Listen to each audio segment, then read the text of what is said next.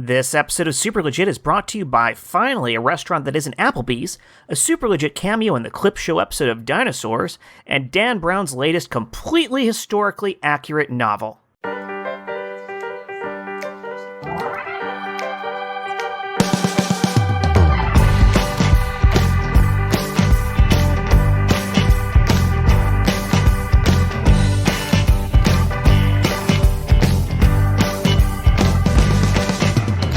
Welcome back to another episode of the Super Legit Podcast. I'm your host, Jet Kaufman. Quick up top, remind you to follow us on our social media accounts. I did that in the previous episode. What I didn't bother to do in that previous episode was say the name of our social media accounts, which is at Super Legit Pod. So you can find us at Super Legit Pod on Twitter, Facebook, Instagram, etc. So follow us there. We're going to try to interact more and more with you guys, but you actually have to follow us for that to be possible, and I have to give you the names. So we fixed all of that now. You're already following us by this point. You paused the podcast, you went to every single social media account you love, and you followed us. So thank you. We appreciate it. Done and done. Should we give them a second to get back? By the way, you don't just have to do that on social media that you love. You can also do it on Twitter. Yeah. Yes, absolutely. Yes. Yep, yep. Oh, and also reviews. Those are really big for us. Apple Podcasts, and there's a new service called Podchaser that's like the IMDb of podcasts. We're on there as well. So leave us some 5-star reviews, and you can get as specific as you want with us. Tell us what characters you love. Tell us what characters you never want us to bring back ever, and we'll probably flip that on you and do the exact opposite of what you want. You want more singing? We're also on IMDb. So it is kind of like Twitter, after all. Yeah, right. absolutely. More Everything covers? is. Yeah, great. We'll give that you more also Pearl applies Jam to covers. cast members too. By the way, Yes. cast members you Yes. like, cast members you never ever want to see again. Actually, I think that's already working, St. James. Yeah, I know that's why I've been out for a couple of weeks. The people have spoken. Back by popular demand. It's been And like a month. they were really happy about it, which is why we begged you to come back for this episode so we can keep them guessing. We're like a bad dad that way. We give and we take away. Yes. So I've got a question. I took his $20 every time. I've got a question that came to me via Josh Spence this week. Usually I write the questions, but Josh had a good one, and so Is that one of our regular listeners? Yes, he has listened to every single episode. Yeah. Mhm. Okay, cool. Yeah, really dedicated. We're going to send him a badge.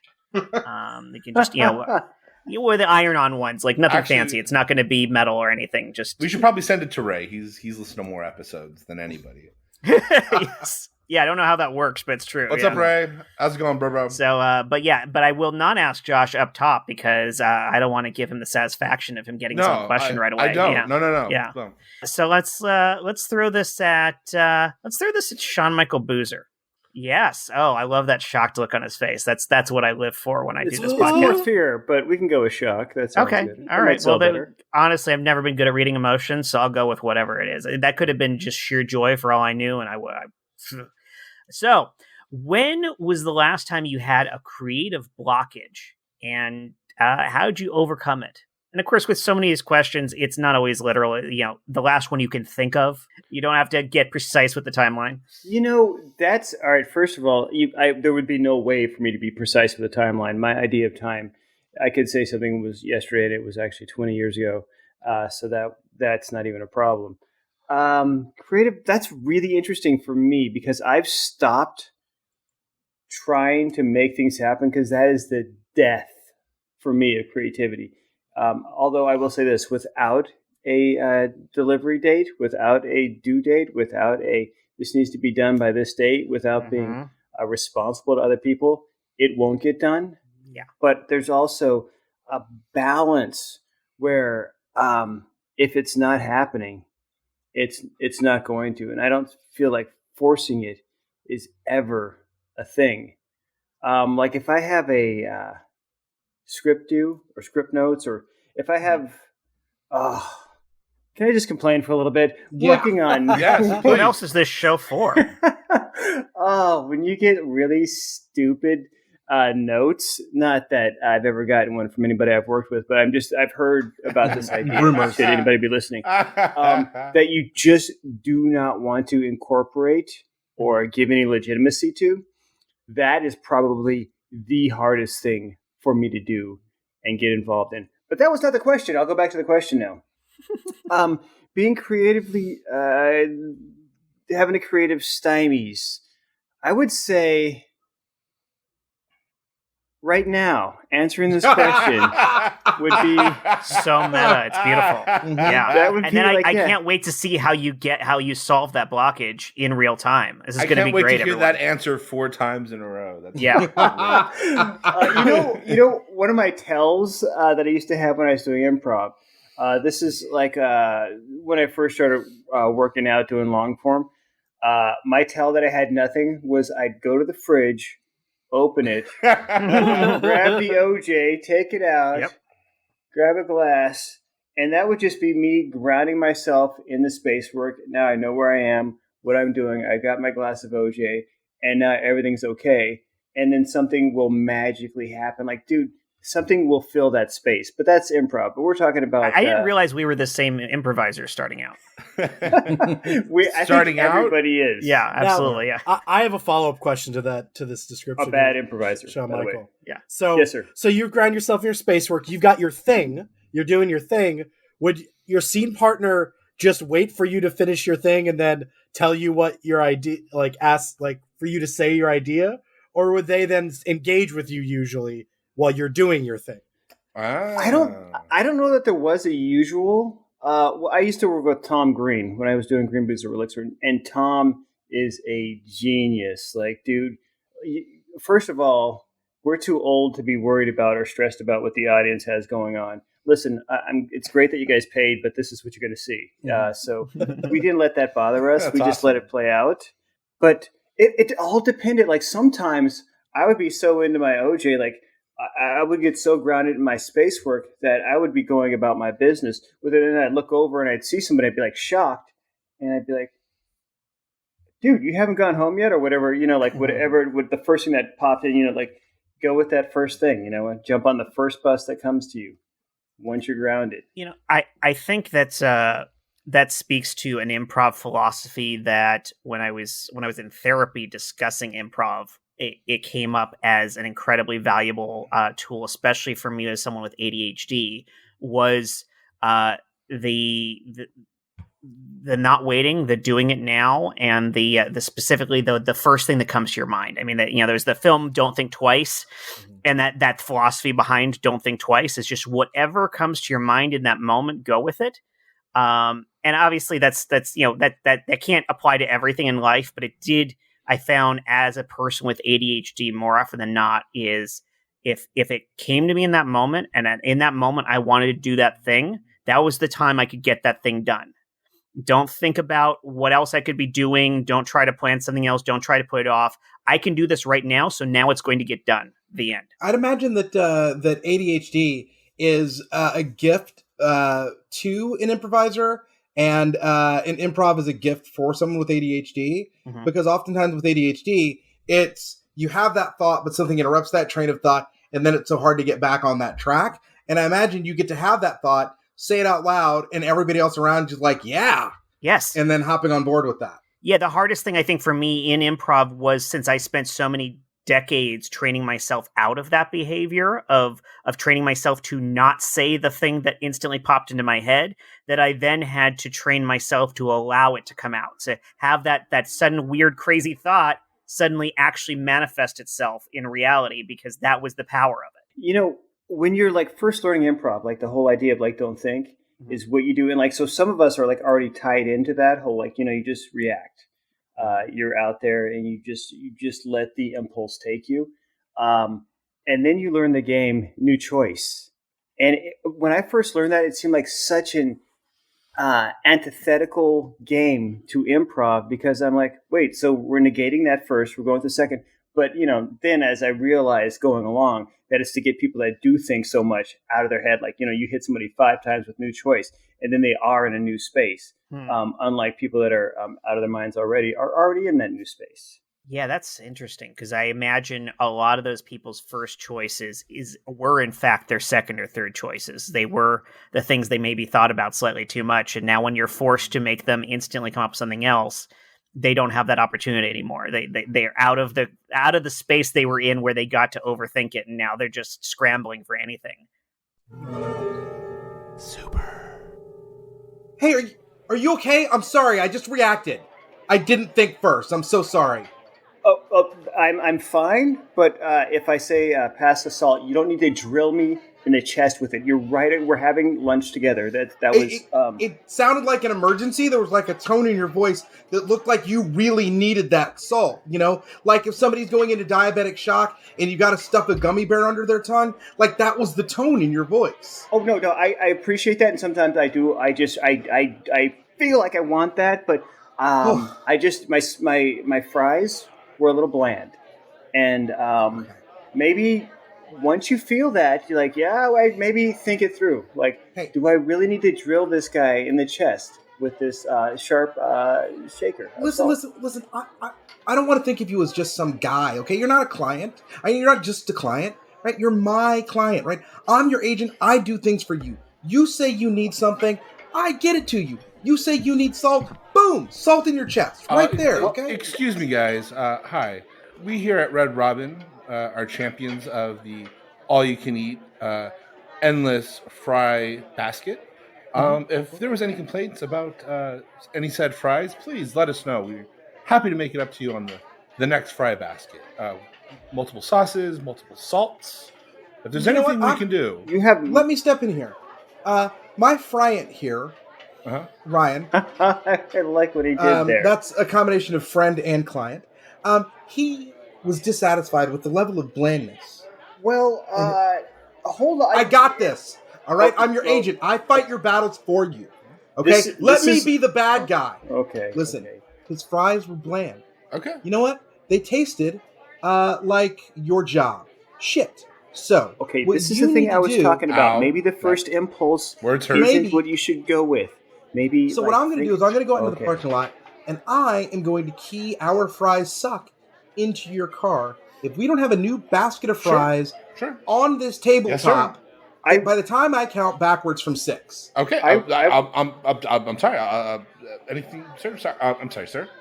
I'm not a party to the keying part. That was not discussed with me. I would just like to. Okay. I would just the fries were a little unsoft. I think we're good. We're good. You know what? We are good. Thank you so much, Ryan. Once again, Ryan. Hey, let me take care of you. Okay? Hey, listen, I don't get that 20% off the top for being a little sheep, okay? All right? No, I appreciate that, but you become a little intense. I'm a little scared. Hey, don't be scared, all right? I'm on your side, right? When you have a pit bull that's rabid and has been horribly abused, and now just an angry animal, that's me. I'm the pit bull. Okay, I'm the pit bull. You are the sweet, beautiful-faced, incredibly talented young actor who has that pit bull on a leash. You don't need to be afraid of that pit bull turning on you. Right? What if that pit bull rips off my young face, and then where am I left? Where am I left with? You say that like there's a history of agents being bad to their clients. All right, listen, I'm here for you, Ryan. I'm sorry, I'm being silly. I'm sorry. For you. Thank you. Fries! Whoa! Hi. I'm back. Sorry. As a matter of fact, sir, I just wanted to again formally apologize on behalf of Red Robin. Just drop the fries and run. I'm on your side. You should drop the fries and run. Okay, just drop the fries. He's a rabid pit bull. Okay, thank you, sir. Bye. I'm just a fresh face. Okay. I think perhaps we'll wrap this up then, huh? We'll get the rest of this to go. So, Ryan, I want to let you know that I am going to have a lot more time to focus on your career, okay? There have been some changes at the agency. They're shifting some things around, moving some people here, moving some people there, moving some people like me out of the job. And I just want you to know that now I can take a look at you. It's like you and my other client, Frank Stallone, who I'm not sure if he is or is not alive. I've got your backs. I'm going to build something, all right? And it's going to start with you. Frank Stallone is alive. It does bother me that you don't know that, because maybe that's why his career is not so much alive. How dare you? I would also like to. No, I'm sorry. Did I upset you? I did not mean to upset you. Listen, I booked him in an Agatha Christie movie. I'm sorry? I booked him in an Agatha Christie movie. Okay? I mean, it was in 1989, but still, I mean, he's working. He worked. worked. Working implies currentness. The ED I'm adding to it means it happened in the past. Sure, he's getting residual checks for 87 cents every 4 months, but that... And I negotiated that. Oh, you said that like it's impressive. Again, I don't mean to anger you because there are still forks and knives on this table, and the salt shaker is well within your grasp. But perhaps we should take this moving and changing and people coming and going into our own lives. And maybe you and I should think about our relationship in terms of working together or getting a restraining order. Okay. Or just going our separate ways peacefully. So what you're saying is that you don't want to be my friend anymore. I'm saying we should think about. No, looking it's into fine. this. It's fine. Listen, I'm going to level with you, Ryan. Frank Stallone fired me 6 months ago. He thought I was just trying to use him to get to his brother, Gary Stallone. And I want you to know it's a stepping stone. I'm not Sylvester ready yet. I just want you to know that you are the last thing that I have. It's you and this gift certificate to Red Robin and these fries that I'm just going to stay here and keep refilling, hoping that Gary Stallone wanders in. So if you need to go, you can go. But, and I don't mean to quote a song lyric here, but you'll be taking a part of me with you. Wow, I didn't think you'd be using song lyrics. That was pretty effective. I was ready to leave, and then you hit me with that. I will be here with you, and the fries, and we will make this happen. I know. I'm 43 years old, and I've only had 2 co-stars. But I'm sorry. I thought you were 34. I'm sorry. This business is dead for you, buddy. I'm sorry. Whoa, that really changes things. Okay. It was very nice. You know what? I think I'm going to go back to my first love, which is international knittery. So, goodbye, Ryan. We had a good run. Do you think before you leave you could maybe negotiate a job for me? I could carry fries to a table, no problem. Well, I could get this. I could get our waiter fired.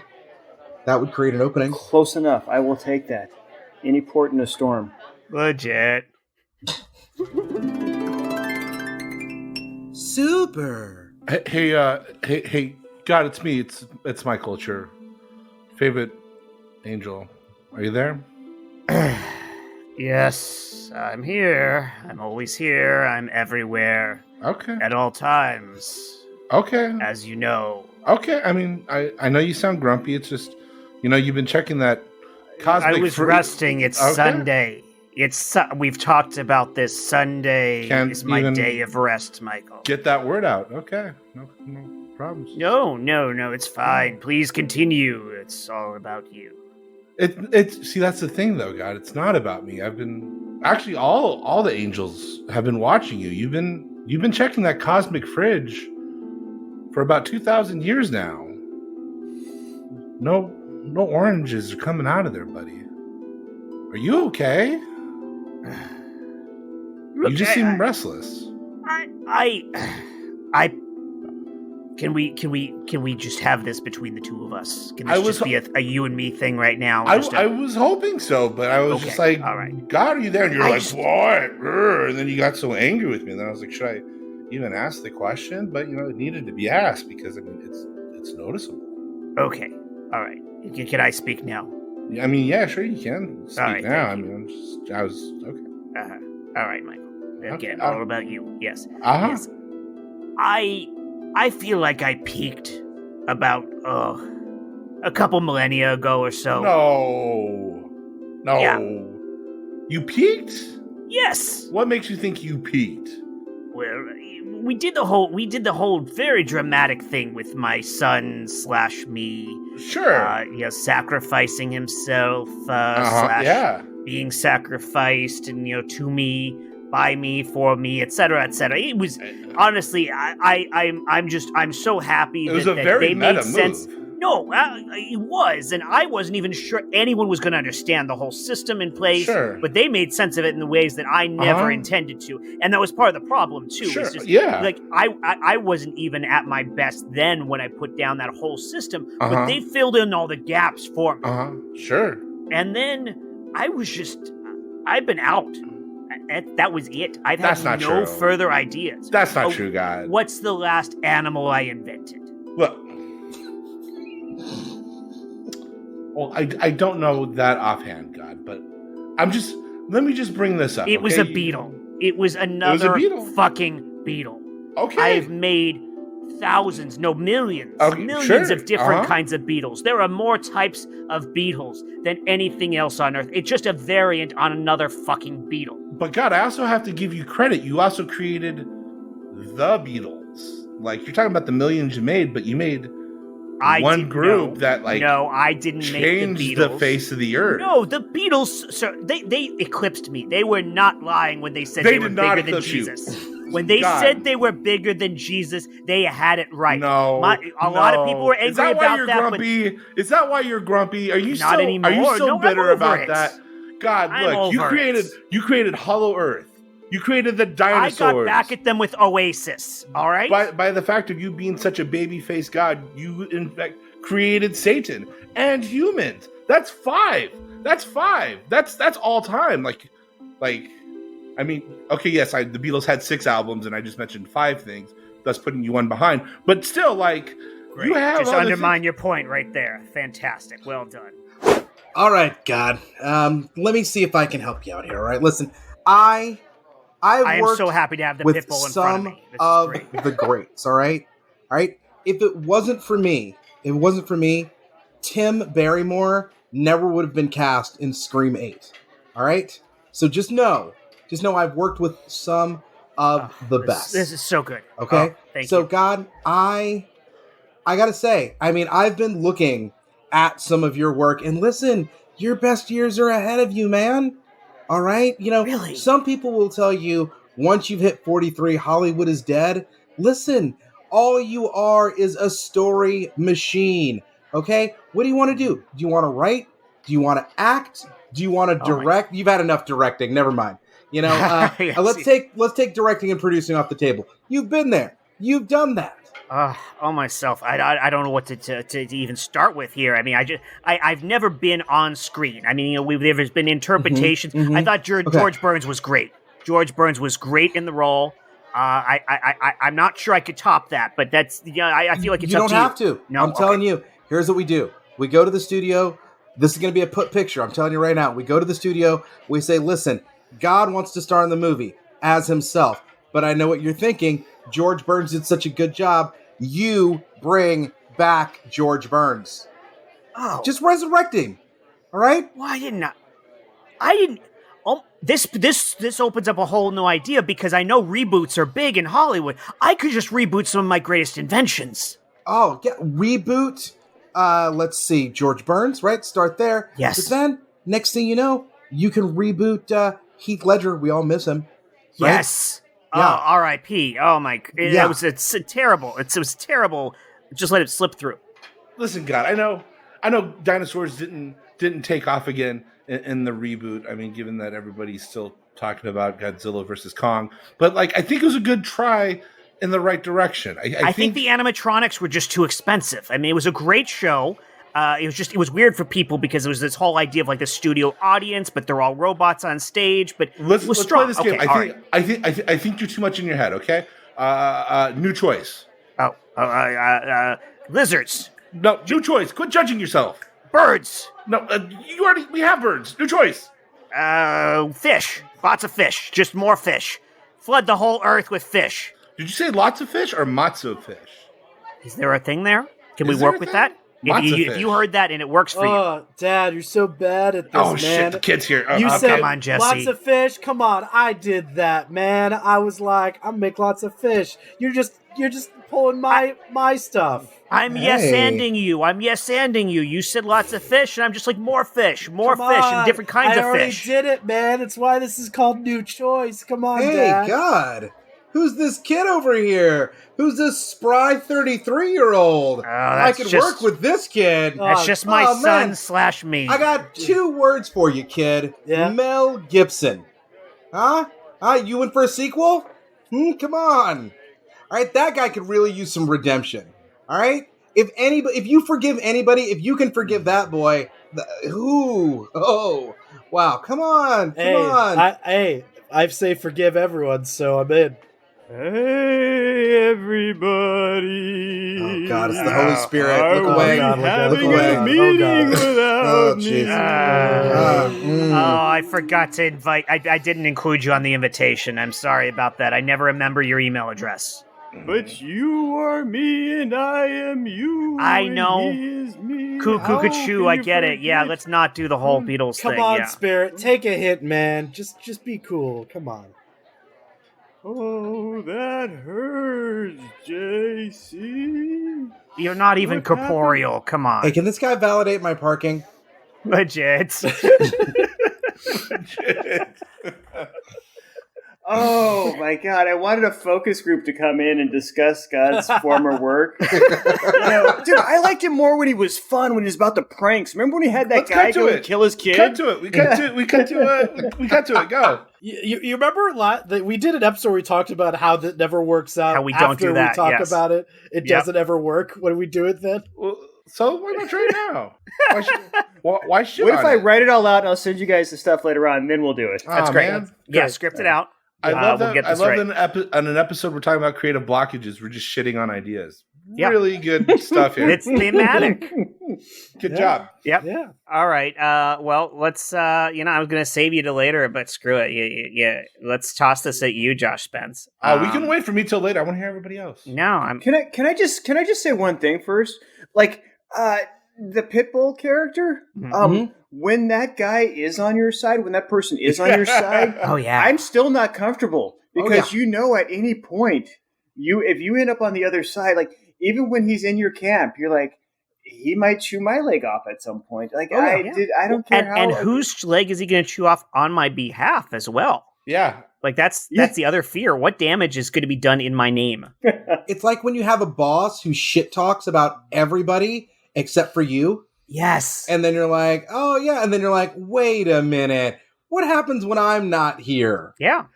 Yeah. Yep. I'm onto this. I get the this gossip game. friend who tells you all the stories about all of your other friends is like, yep, you know some shit about know me what? too. I think I will go now. I think All right. Okay. I think the weird thing that happened to me was I and not to brag about it, but I got a super awesome, healthy tax return paired with some other funding that came through, and I got to complete a whole bunch of work on myself personally. Like I have like a new office space, and I was able to take care of some. I play guitar, so I was able to take care of some guitar stuff. But then like everything was new, and I felt like it didn't feel like the old stuff that I had been working in. Like, do you ever have like a favorite pair of shoes, like a pair of running shoes or whatever, that they're beat to death and you've had for like 4 years, but like you can go to war in those shoes and you'll be 100% fine. Like I felt like that with like all the old stuff I had. And then like I was trying to justify meaning for buying new stuff. Like it was weird, like especially like with the guitar stuff. Like I'm very weird about the guitars, and I think like last year, as Jet know, we went back and forth on purchasing this one guitar, which is beautiful. It plays well. I love playing. There's nothing wrong with it, but I felt like I had to get a new guitar to further like, because I play different music now, I have to get this new guitar that exemplifies that sound. And it like on a simple weird thing like that, I had put myself in so far like up my ass and around the corner and in my head that like it took a couple weeks to get out. And even with the writing, like, you know, I'm on a different desk and it's a different layout, and it just, I don't know, it just sent me in a weird spiral. So I think that's yeah. I mean, I can say that. I mean, it's because I think all of us, our brains don't want us to make the next amazing thing.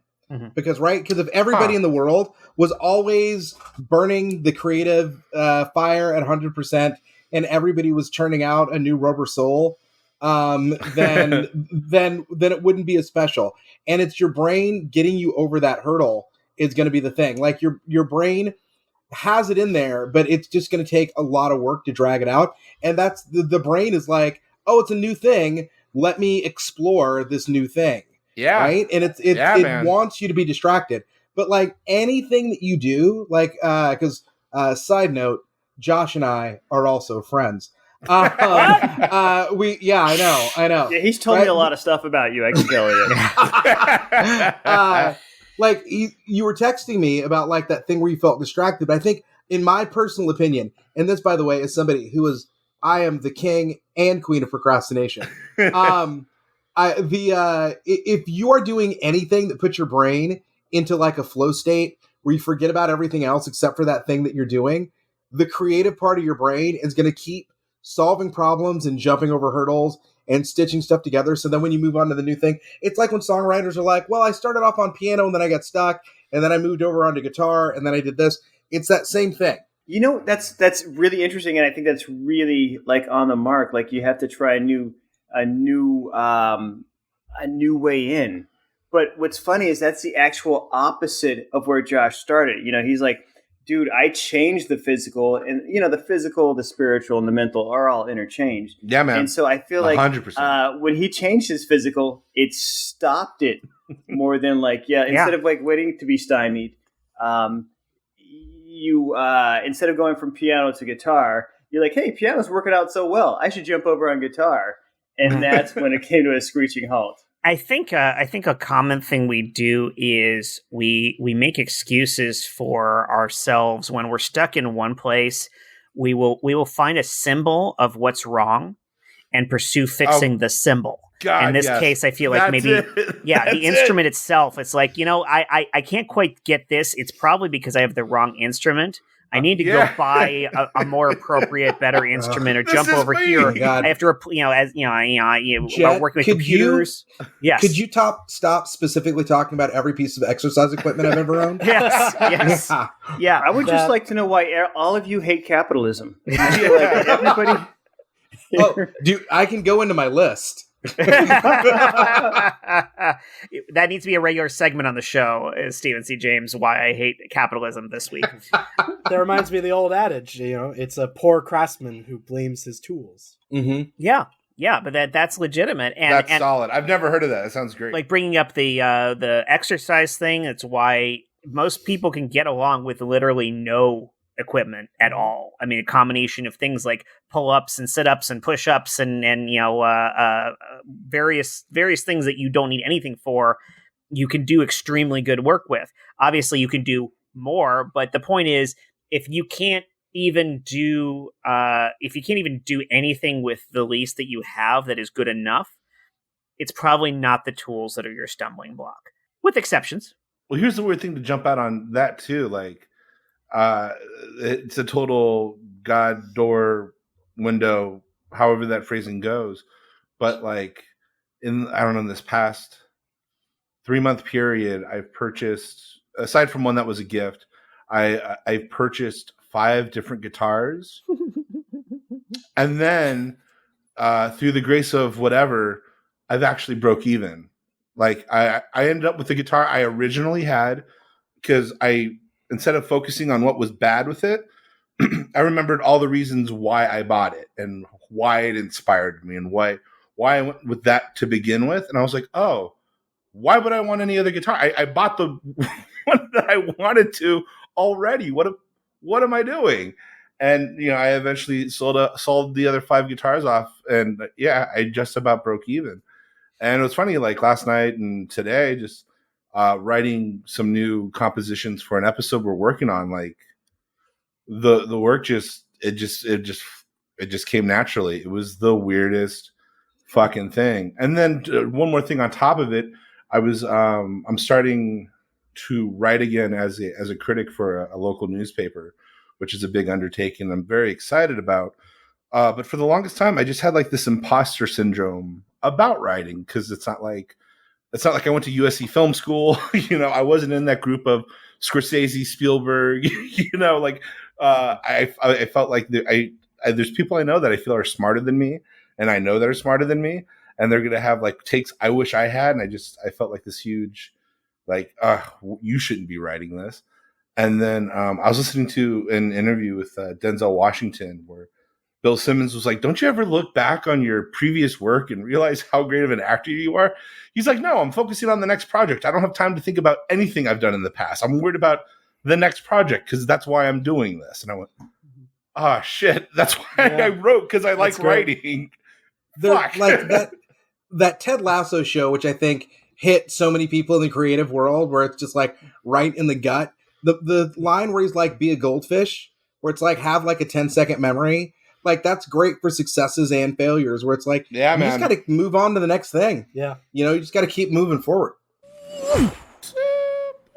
So, thanks for coming on this date with me. I'm feeling really good about this. I just want to give you a little bit of quick history, just so we're like on the same page here. So my last partner was like hot, but like not hot enough, and I feel like that's why like I didn't really turn up the romance enough the way I know I should have. But like you seem hotter, so I think this is gonna work. Brian, I got a haircut. That's it, Brian. Oh shit! I got a haircut. You piece of shit. I didn't. No, I seriously, like, that's how hot you look now. That's how good the haircut is. I gotta give you so much credit for the haircut. Yeah. Sorry to interrupt here. This is a Red Robin's. We are a family facility. If there's any problems, please let me know. We had a current customer or a customer recently complain about the fries. If there's any issues here, anything that you feel tastes like shit, I am aware. Just let me know. Okay. No, I got the fries last time. I didn't like the fries. I mean, honestly, the fries were fine. It's just like I only ate a few of them. It's like I didn't want them anymore. You have the Tower of Onion Rings. What's up?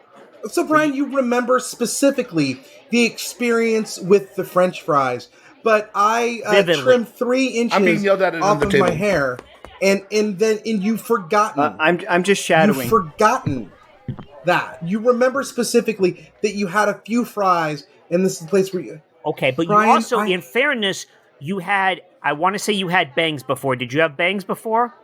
I had bangs 3 years ago.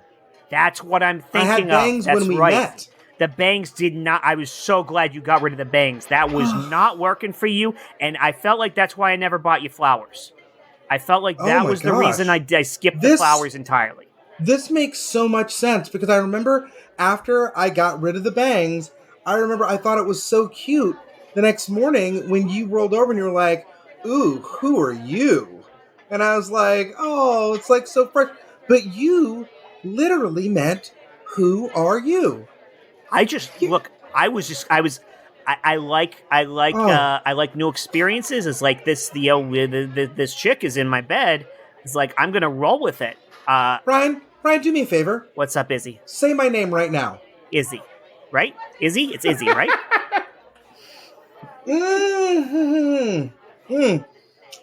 No, it is not Izzy. Ooh. Lizzie? Nope. Lisa. Nope. Hey guys, sorry to interrupt. Yeah, what's up? I'm supposed to just be shadowing. I'm brand new here. I just got this job. Is everything okay here? You guys don't be. You probably recognize me. I did a couple co-stars a couple years ago. But is everybody good on fries? Anybody need a top off on your waters? I would love the Tower of Onion Rings and your phone number. What? Oh, okay. We can make that happen. And, ma'am, can I get anything for you? No, I'm fine. But you know what? Fuck you, Brian. I would also like your phone number. Yeah. Okay. Would you like that with the Tower of Onion Rings or just the phone number itself? No, just the phone number. We'll split the Tower of Apparently, Onion Rings. some people find I'm not hot enough. So, because I'm a woman in America, that gets to tie back to my fucking weight. Okay, but in fairness, for a moment here, I totally forgot what you looked like with the new haircut now because I was looking at our shadow server, and now I'm looking back at you and remembering how hot you are. So I'm gonna go get the 2 phone numbers and the Tower of Onion Rings, and we're good then. Okay. Cut to the Red Robin kitchen. Hey, I just Oh my god, dude! I went out there by myself. It was amazing. That was crazy. Oh. That was wow. Like to see you initially sitting with that agent guy, and now what you're doing. This is transcendent. I think this is what you were born for. I really feel bad about him trying to get you fired to get me a job. I didn't realize you had a job open. Bygones. I'm the manager. Okay, I will stay here until the day I die. This is the Fallbrook Red Robins. It's inside of them all. Like, don't worry. I never knew I'd find such peace here at the Red Robin. Like, this is where I should be. This is where I belong. Goes to for peace. This is my nest. Red Robin. Here's the problem. Hey, dickholes. Whoa. We got 5 replacement orders of a bottle of steak fries waiting to go out. You just gonna gab here? You're holding up the line. Okay, it's my first week. I'm shadowing. I'm training. We I'm in the business. We got bottomless steak fries going out to tables 2, 3, 7, and 14. Okay, we got They're it. waiting. It's funny. I'm the manager, but I will take being yelled at as much as I have. Just real quick before you get out there. Why are most of our tables prime numbers? That's weird. Okay, go ahead. I just wanted to remind you that in addition to splitting tips, we split phone numbers. So if you want to give one of those people one of my phone numbers, feel free to go ahead and do that. Back to yelling. Okay. Onion ring tower up, table 9. Okay, I'm sorry. We'll go. Legit. Those guys had a lot of phone numbers. Yeah. When you're a waiter, you always got to carry a burner phone. Yes. You never know. That's what the burner phone industry is based on waiters. Oh, yeah. Well, it's good to know. That's funny. Hey, I think we've got an advertiser this week, a sponsor. What? Yeah. Oh yeah. Guys, these folks have advertised with us before. And they actually came back. Yeah, it was one of those things where they came back. For people who heard our April 1st episode, one of the sponsors from that particular episode teamed up with another of our sponsors, and they're working on a product together. And I think we're going to be really, real excited about it. All right. That's great. Jet, if you could go ahead and push that button. Yep. We've all learned a lot about germs, viruses, and all their vectors in the past year, and spent a whole lot of time washing our hands. No matter how clean we are, one room in the house will always be the dirtiest. Let's face it, nobody wants the germs from their bathrooms anywhere else in the house. But sometimes, you might need to be in there longer than you expected. How do you remain clean and entertained? In partnership with our colleagues at Supple Dumps, Amazon would like to introduce the new Kindle Brown, the first e-reader made exclusively for use in your bathroom. The new Kindle Brown is 100% waterproof, 100% other liquid proof, and features a 72-hour charge, but hopefully you won't need it that long. It has all the power of the other Kindle products, but has a bevy of features only found here. Kindle Brown can send out a puff of air freshener in rose, vanilla, or new car, and a small speaker in the back plays any number of white noise options to cover any loud personal sounds. And most exciting of all, our patented Magic Glass Flex Screen allows the device to bend and fold like real paper, so you don't ever have to worry about running out of toilet tissue again. Kindle Brown. Now you can shit and get on with the plot. Yeah, I have a regular Kindle.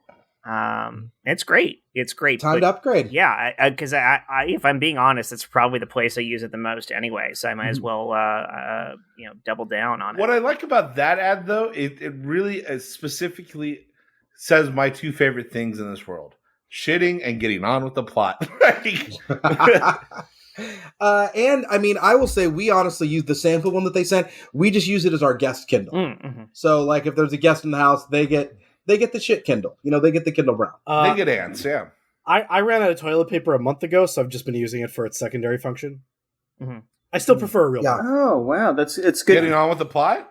Oh, you know what? And I just pulled up their email. If you use Super Legit in the promo code, it comes preloaded with all of Dan Brown's novels. Oh, that's great. I can't wait to reread them all. Yeah. They're pot boilers. Yes. Yeah. So, Michael Heiman, let's bring this around to you. Let's ask you this same question. What was the last creative blockage that you came up against? And I'm assuming you overcame it, but with some of these answers I'm getting, like that's actually really up in the air, and that's fair. But if you did overcome it, the realness of it. I think the more appropriate question is, when was the last time you haven't been blocked? Like, it's not like when did I get blocked? It's like that's a good point. When I'm always blocked is what I'm saying. Yeah, I always am having trouble. I remember, I think the last I had a burst like 6-7 years ago where I started writing like 4 different short plays, and I've got 1 page of each of them that I've never finished. That, and I still, So I found for me, I get overwhelmed, with the creative process a little bit. But when I finally can, like, deadlines, like, Shawn Michael, deadlines help, and I'm like, fuck, okay, I've got to do this. And when I just finally sit down and do it, it can flow. Yeah. But getting myself to get to the point where I do that, yep, it's impossible. Yeah, I have historically, and I it's another thing I think ADHD people in particular are known for, but it's plenty of other people. If I do not have an external deadline, it's not going to get done. It's not. If I am beholden to only myself, then I know I have infinite time, and I do not need to do it, and I can be held back by whatever I want. Jet's immortal? He has infinite time. Shit, I should not have given up that information. It's not a construct for someone. Yeah, that's why he leads the podcast, because he's going to be here for season 852. Yeah, I'm just going to be replacing you guys for this show is going to be the Ship of Theseus, except I am going to always remain. Don't be smart using the Ship of Theseus. It's going to be that Paula Cole music video. I don't want to wait. And it's just like the same lover over and over and over and over again. You just have 5 different lovers. Listen, he's not being smart using the Ship of Theseus. He learned about it the same place I did, WandaVision. Come on. I actually did know about it before that, but I did not. I never remembered the name of it until that episode. I really tried to jump in front of that train for you, man. And then Steven was like, fuck you. I have $1 million idea, though. What we need is like a Logan's Run style jewel that writers can have placed in their hands, right? Mm-hmm. And what they will be told is, listen, you have 30 days to finish that project, or else that jewel will start flashing. And John Wick style, everyone that sees it flashing has permission to murder you. Oh, wow. And writers would be like, guys, I'm so prolific. I'm getting so much stuff done. Right? All of it would get done on day 29 still. But yeah.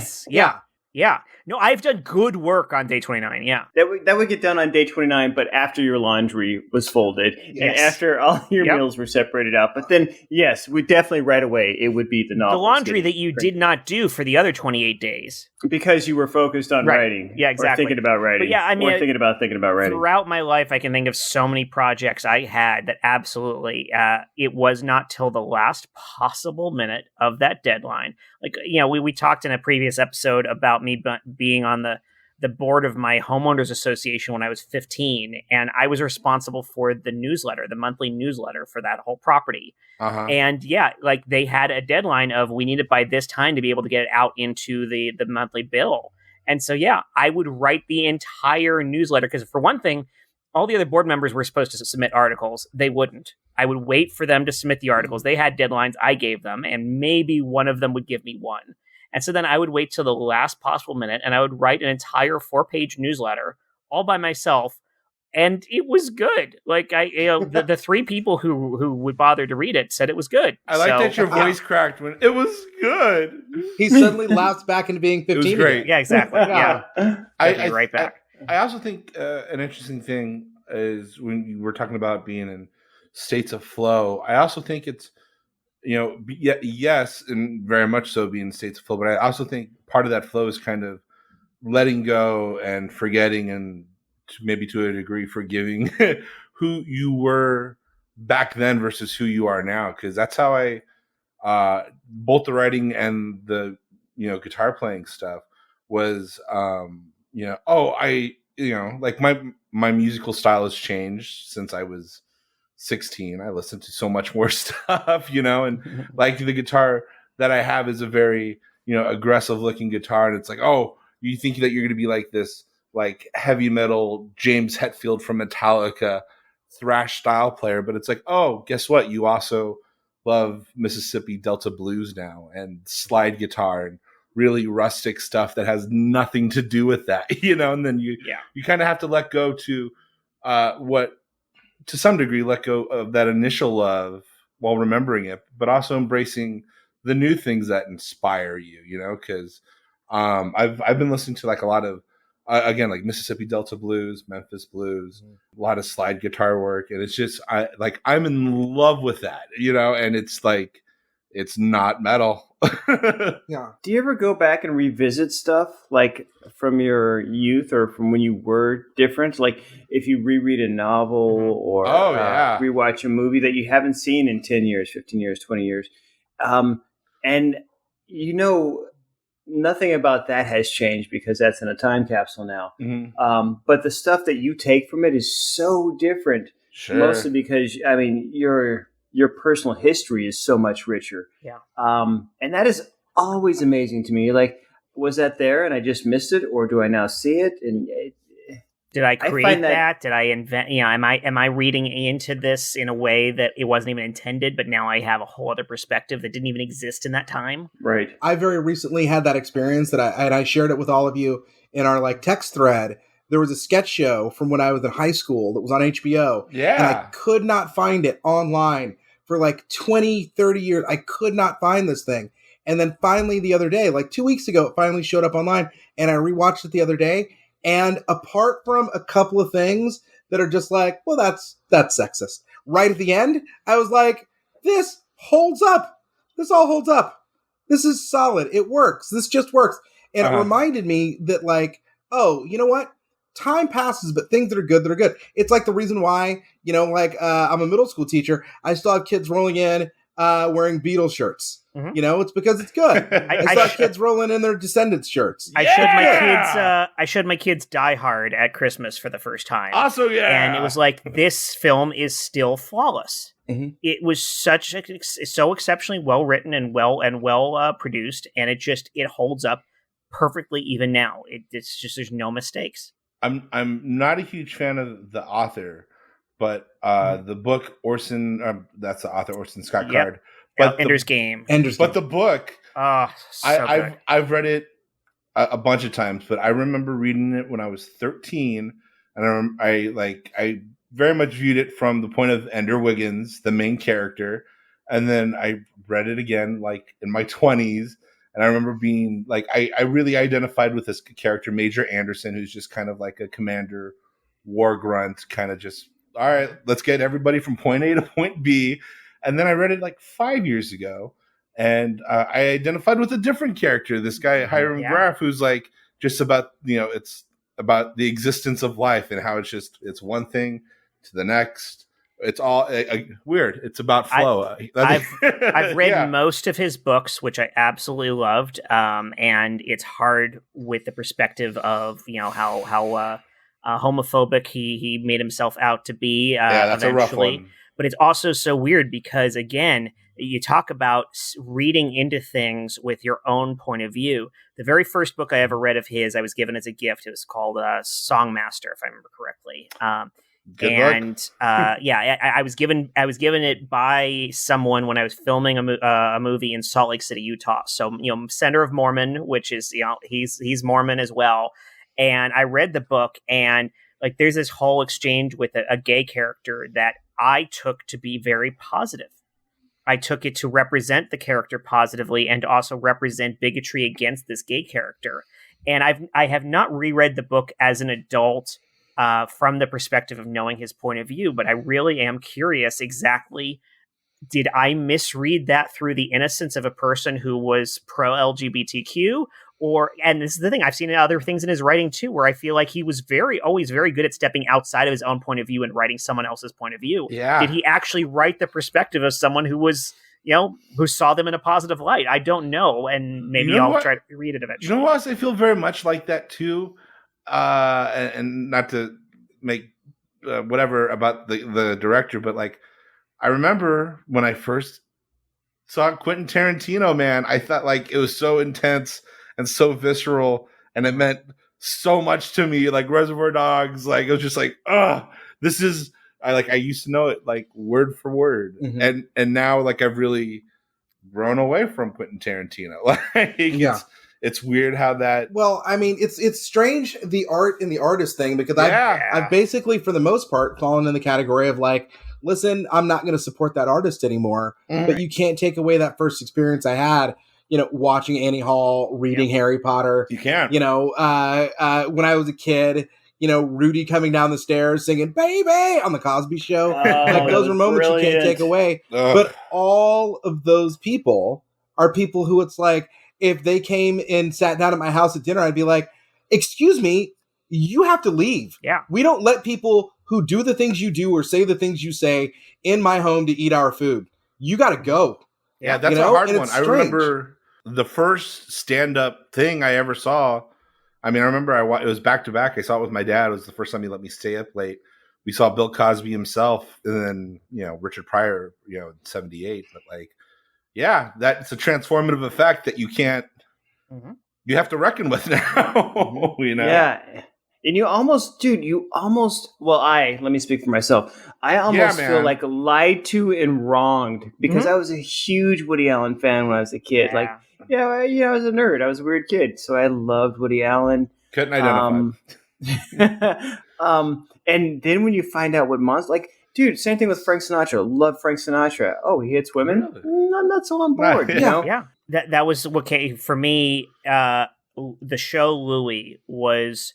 I thought it was one of the greatest things I'd ever seen on television. And it was so well written and well performed and dark and beautiful and soul searching. And I felt like Louis C.K., as he represented himself, was in the most warped way one of the most romantic people I knew, because of the way he looked at the world and spoke about the world, and the way he represented things in that show seemed so woke and aware and self-aware and broken and representing the brokenness of humanity in all these beautiful ways. And it's like, I just associated with it so beautifully. And then all this shit happened. And like, that felt like betrayal. I felt so incredibly betrayed to have lost something so beautiful. Oh my gosh. Yes. 100,000%. I also think, I have a thought, and then I got a question for Sean.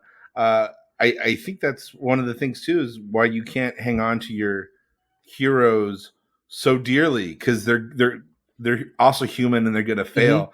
I think it's one of the things that has also changed my musical tastes and stuff like that, because teenage years, man, it was Metallica all day, every day. Go to sleep to Metallica, wake up to Metallica.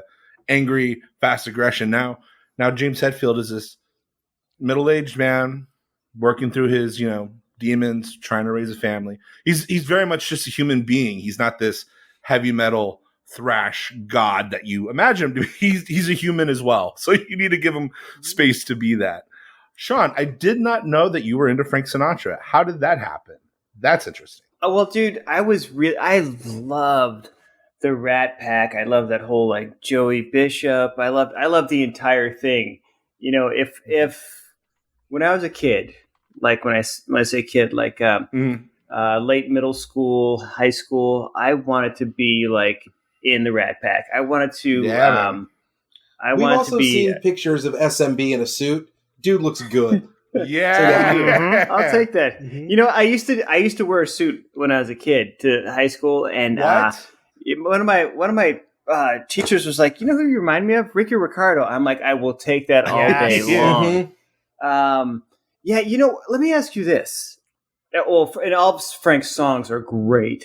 Like his phrasing, which is, that's what he's known for. And just like by saying something stupid like I love you, that song kills me every time.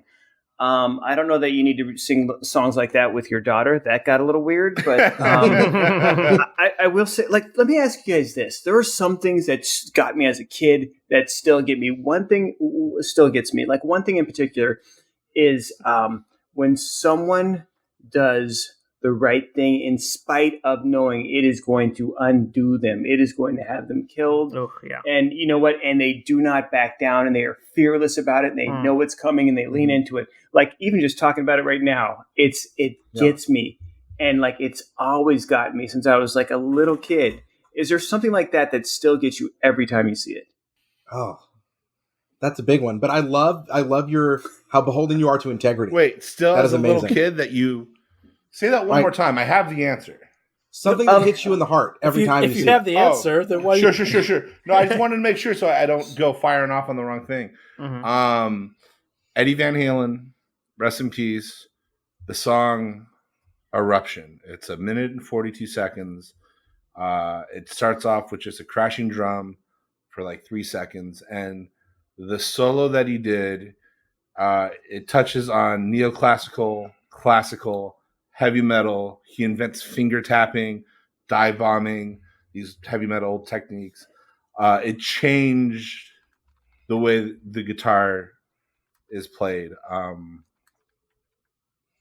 It changed my life. It's weird saying it like that, but yeah, it changed my life. Every time, like I won't necessarily like play it all the time because I've heard it a million times.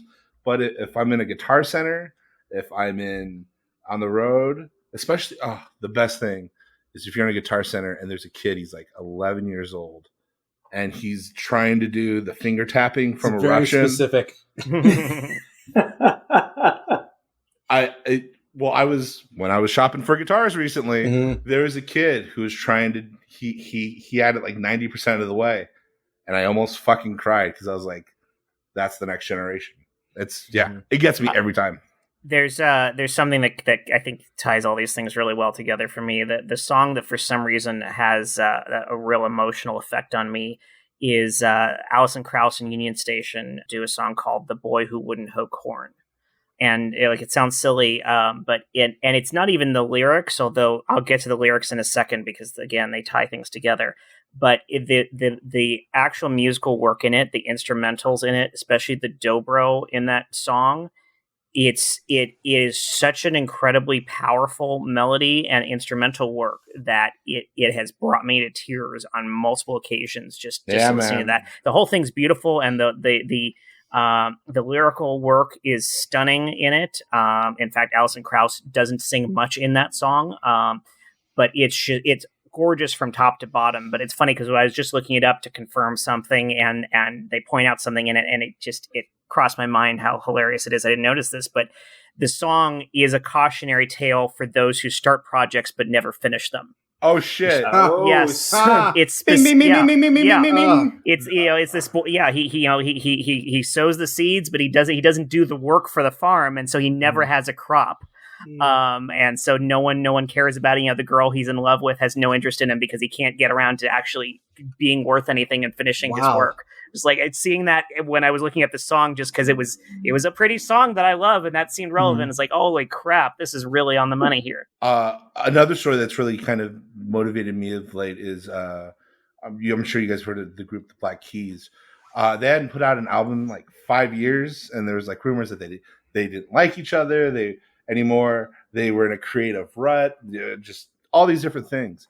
And they just put out a new album. It's coming out. Their first single, Crawling King Snake. It sounds amazing. But what's great about it is it's actually a Junior Kimbrough cover.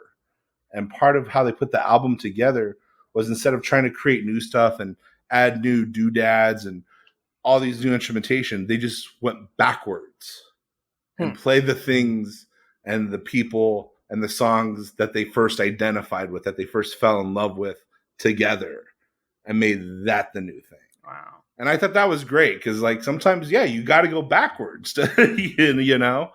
And, hearing that story, I was like, oh, shit.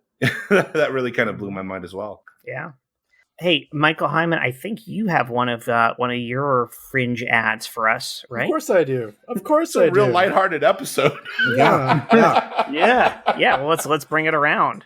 I don't know. Maybe this is going to be a very dark product. Let's see where it goes. I'm praying to God. It's almost like you read the ad already. All right, put in the tape. Hey everyone, come on down to Pete Czar's Pizza Star. We've got the newest trend in pizza. It's not quite like the pizza that you've had before. I tell you, we've got alternative crusts.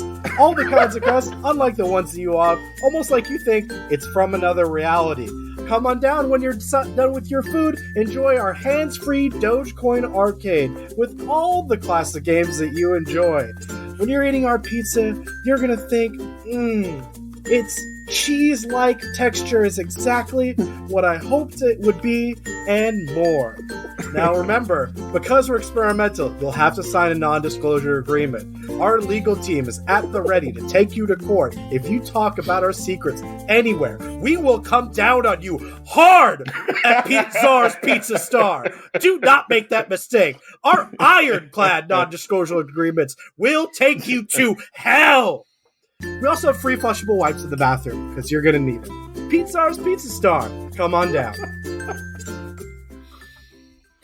A couple of us got together for a killer shrimp after our vaccinations took full effect. But I'm going to check out this Pete Czar's Pizza Star ASAP if you all want to join me. Is that LA based? They are also in the marina. How could you not? Cheese-like texture. Mm-hmm. Yeah. I mean, and I'm lactose intolerant, so that sounds really appealing to me. I think they sell that at the 99-cent store when, like, nacho cheese isn't, like, good enough. Yeah, but the 99-cent store doesn't take my Dogecoin in their arcade. Are you sure that's nacho cheese and not just not cheese? Oh, no, you're right. It's you're right. nacho Sorry, cheese. SMB, you're right. Nacho cheese, yes, exactly. Oh, gosh. Hey, Stephen C. James, how about that's you? Me. It is you. So I'm going to answer Shawn Michaels' question first. Yes. Like, the thing that always just hits me in the heart, and by the way, this is not anything that's ever come up in therapy. It's in a piece of it's in a piece of art when the dad just accepts the son for who the son is. Like your Billy Elliott's, your moment in Fantastic Mr. Fox. When they bond, it gets me every single time. And it's just like, and it's one of those things where it's like, I try to give my kid that moment every day. Oh, that's great. Where it's just like, it's because I'm little. Yeah. Oh, so good. So good. But as far as the creative blockage thing, like, I think back to, like, there's so many of those little moments where it's like, that's it. That's the new saying that's going to change everything and just open it up for me. And they're all good. Like, there was a Kevin Smith interview that I heard where it's like, hey, you know what, man? It was like, you need to turn off this podcast and go create something, because you need to stop being entertained and start being entertaining. And I was like, oh, wow, that's good. And then I saw the first 15 minutes of Tusk, and I was like, maybe I'm not taking advice from this guy. But like, so much of his output, like, prior to him saying that statement, I was like, I'm into it. And then everything since then, I'm like, maybe you should be watching other people's movies. But I feel like my thing is, once again, procrastination. It's just like, hey, man, like, any of the stuff that you guys have seen me write, know that anything you've been reading has been created less than 24 hours before your eyes hit it. Yep. I've seen words pop up on the paper while they're being read. It's crazy. Yeah. Man, that sounds so foreign to me. And for me, honestly, like, it's my main blockage it's weird because it's like, in my 20s, I had no excuse, and I was a lot more creative. In my 20s and my 30s, like, I was writing. I'm a middle school drama teacher, which means that if I write a play, I have a venue to put it up. And so I wrote some plays in my 20s and in my 30s.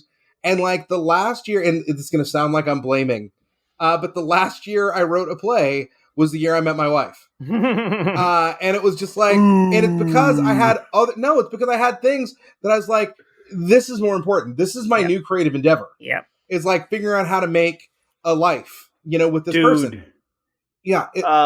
If I may interrupt you, because I already have, what you said about your son, when you're like, I try to create that moment every day for my son. I mean, dude, you've already done it. I mean, you're not going to get any higher than that. That's there's profound. No greater endeavor in this world than being a solid, good parent. So, maybe the script is not as important. Yeah. I'm going to say that. I don't mean to... No. But yeah, that's the thing. It's like I'm always torn because I love, like a couple of years ago, I had this, like, once again, in therapy. Guys, therapy's the best. It's just great. If you haven't done it, give it a shot. It's like Coca-Cola, except good for you. But in therapy, I like went through this process where I learned to stop beating myself up. And then it became something where, like, the next step is to stop being so much in support, like being a little bit selfish, because like my family, I adore my family. They're so wonderful and so amazing. But then I wind up not quite carving out that creative time for myself because I wind up being like, you know what? I could, but I need to fold that laundry. And like, as I say that, a text just came in from my mom to be like, hey, you're almost done recording in my bedroom. Super. Hey, Timmy, it's your bedtime. Daddy's New choice. Legit.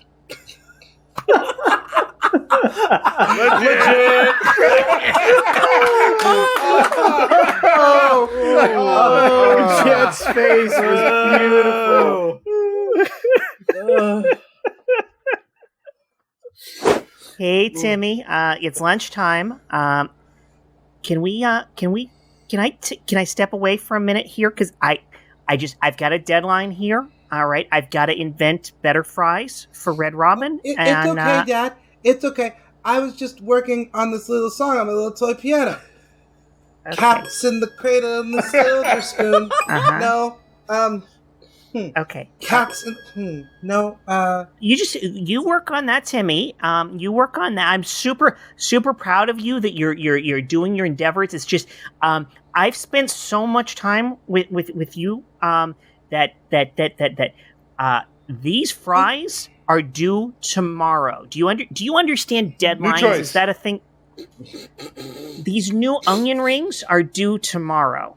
New choice. And this new steak sauce is due tomorrow. Dad, I understand. I understand you have a lot going on, but Dad, I think it's time that you made a new choice. Maybe instead of choosing Red Robin, you could choose Son at Home.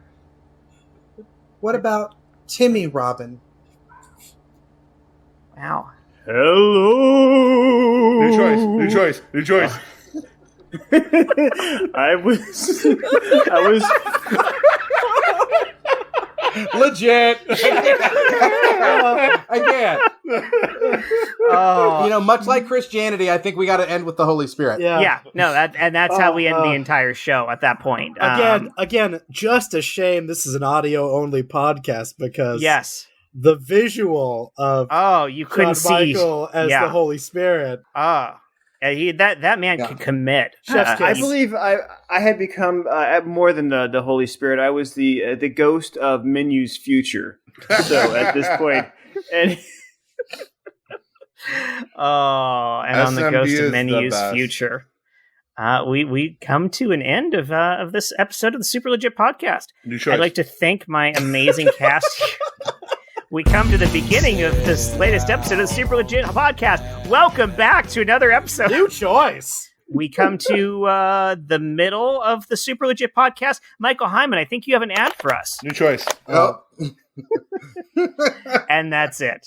I'd like to thank my guests this week. We've got Sean Michael Boozer. We've got Stephen C. New choice. James. We've got Sean New choice. Seriously, try therapy. New choice. Josh P. Spence. I'm looking New at your choice. name on the screen. We never say P. Michael Hyman. New choice. We're missing Chris Compton this New week. choice.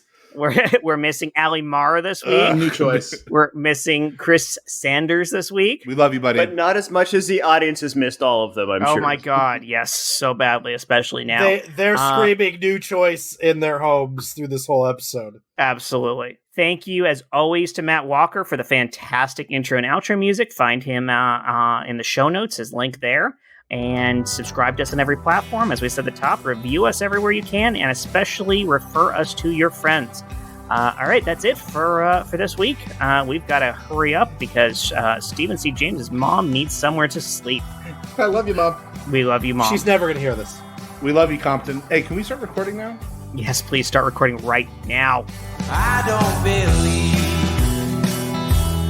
anything's on. Oh my time, I kicked the door on its hinges just so I could move on. Oh, oh, oh, oh, oh. Actually, I'm really glad that it's the five of us. Not that the other people don't count, but I think Fuck those guys. I mean, we can all say it. This is not being recorded. Oh shit! just two things. I think we're gonna get deep tonight. And honestly, Heiman, Fuckatron has been my week. Thank you, really. It's a gift that keeps on giving. And I'm going to already make a pitch for the post credits that Josh being like, I'm really glad it's the five of us. And then Heiman being like, fuck those guys. I think that's the post credits right there. Yes.